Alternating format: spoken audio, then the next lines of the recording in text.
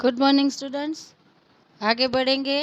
हमारा आज का दूसरा समास है कर्मधारय समास। हमने आपको बताया ना 6 समास जो आपको पढ़ने हैं, ठीक है। उसमें 4 तक ही आपको द्वंद्व समास तक पढ़ना है। अभी दूसरा है कर्मधारय समास। जिस समास में पूर्व पद विशेषण और उत्तर पद विशेष्य हो, यानी कि આમાં શું ફેર છે પહેલાંની જેમ? પૂર્વપદ વિશેષણ અને उत्तरपद विशेष्य हो, या पूर्वपद विशेष्य और उत्तरपद विशेषण हो, उसे कर्मधारय समास कहते हैं। इस समास में पूर्वपद तथा उत्तरपद में उपमेय उपमान का संबंध भी हो सकता है। उपमेय અને ઉપમાન આપ જાણો છો। પૂર્વપદ ઉત્તરપદ अलंकार કરી ગયા છીએ એટલે આપણને ખબર પડશે। उपमेय उपमान, ठीक है। आगे उपर्युक्त वाक्य के संदर्भ में कर्मधारय समास के उदाहरण निर्देशित है। कैसे? पूर्वपद विशेषण और उत्तरपद विशेष्य हो। आपको यहाँ अंडरलाइन करनी है। कहाँ कहाँ? तो जिस समास में पूर्वपद विशेषण और उत्तरपद विशेष्य, ठीक है, बाद में विशेष्य हो या पूर्वपद विशेष्य और उत्तरपद विशेषण हो, इसे कर्मधारय समास कहते हैं। वहाँ भी अंडरलाइन करनी है आपको। अब आगे बढ़ेंगे। इधर भी ये खास याद रखना है हमको। कौन सा?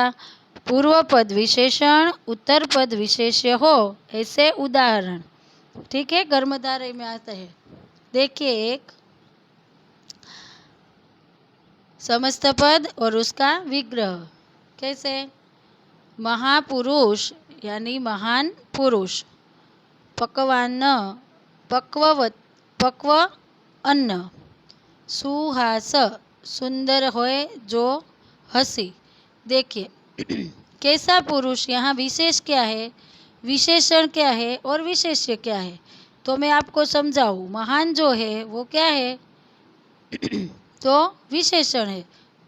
विशेषण और विशेष्य दोनों को साथ। पकवान, अन्न जो है वो पकेला, जो पकता है, पकवान, ठीक है। सुंदर हो हंसी, सुंदर हो जो हंसी, हंसी तो होगी पर कैसी? सुंदर, ठीक है, विशेष्य। सुविचार, अच्छा है जो विचार, जिसके विचार अच्छे हो वही। नवांकुर, नव है जो अंकुर। समझ में आया? अब आगे का देखें।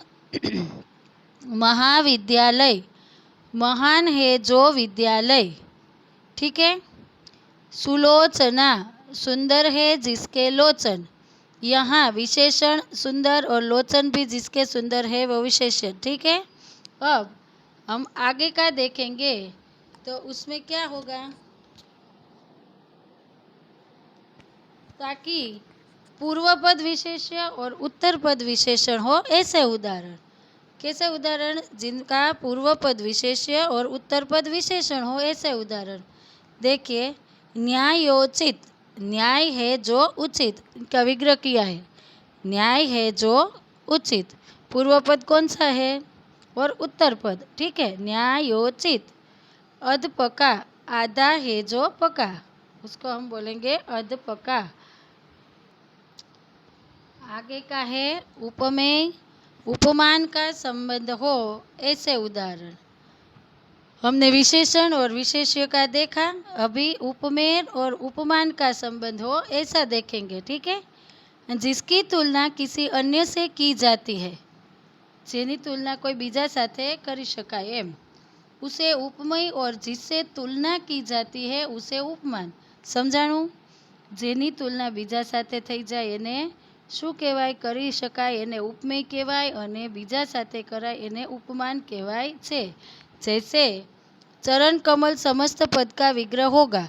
चरण रूपी कमल એટલે કે इसमें चरण उपमेय और कमल उपमान। वेरी सिंपल, साव इजी, समझाई गયું? तो पहला पद उपमेय हो ऐसा उदाहरण हम देखेंगे। स्त्री रत्न यानी स्त्री रूपी रत्न, वो पहला पद क्या रहेगा, हमें ऊपर देखा है व्याख्या में, आपको इधर भी अंडरलाइन करनी है। जिसकी तुलना किसी अन्य के साथ की जाए उसे उपमेय, और जिसकी तुलना और जिससे तुलना की जाए, तो किसकी किससे तुलना हुई है, स्त्री की रत्न से तुलना हुई है। ठीक है, रत्न की स्त्री से हुई है क्या स्त्री की रत्न से हुई है, आप बताना है आपको। ठीक है, समझना है।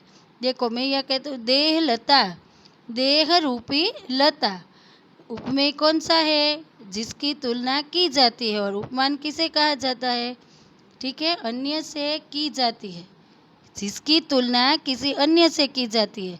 वहीं देह की तुलना की, लता की तुलना किसके साथ की है, देह की तुलना किसके साथ की है, तो कि देह रूपी लता।